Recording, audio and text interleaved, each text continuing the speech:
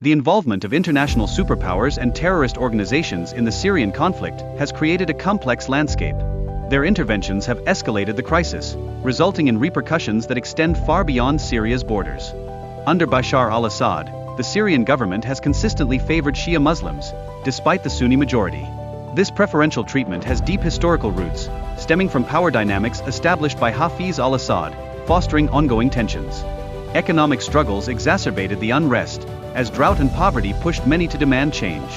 The Arab Spring inspired protests against the dictatorship, reflecting a widespread desire for democracy and freedom among the populace. The palpable fear among regional dictators grew as they observed protests and civil unrest in neighboring countries. This trepidation prompted authoritarian measures aimed at maintaining control. Social media played a crucial role in these protests, facilitating awareness and mobilizing citizens across Syria.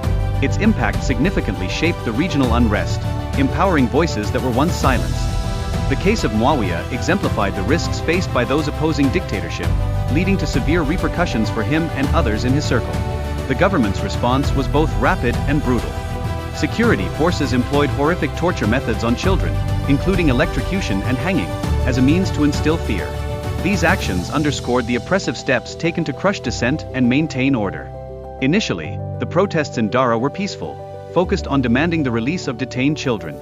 However, the government's violent response transformed these peaceful demonstrations into a widespread uprising. The release of tortured children sparked massive protests and violent clashes. The government's decision to respond with lethal force backfired, amplifying public dissent and resistance. As hospitals became unsafe for protesters, alternative medical care emerged in mosques, showcasing community resilience in the face of state repression. This shift highlighted the grim reality faced by civilians during the conflict. The emergence of the Free Syrian Army in 2011 marked a significant response to government brutality, with the aim of safeguarding civilians and dismantling Assad's regime. This development fostered greater organization among the rebels. Various external groups, including extremist factions, began to back the Free Syrian Army, further complicating the conflict. This integration of diverse fighters underscored the intricate nature of the Syrian civil war.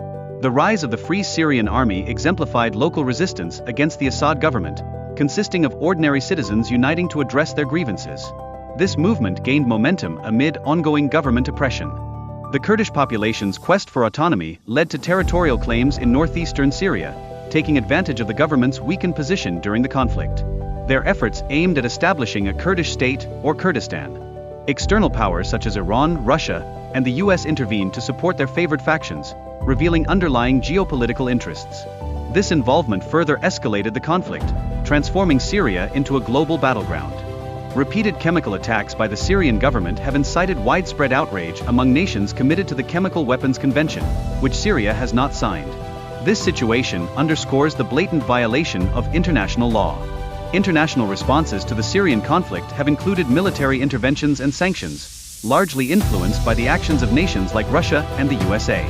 These interventions have further complicated an already dire situation. The conflict has effectively turned Syria into a battleground for various superpowers and terrorist organizations, dramatically impacting civilians and leading to severe humanitarian crises. The ongoing violence has left the country in ruins. The war prompted mass emigration, with many risking their lives to escape by sea due to a lack of viable options. This desperate flight underscores the grim conditions faced by countless civilians. The war has claimed the lives of over 800 journalists, highlighting the extreme dangers media professionals encounter in conflict zones.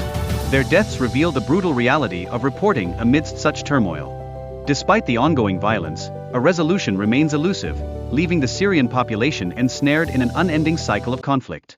What began as small protests against the regime has escalated dramatically into a protracted war.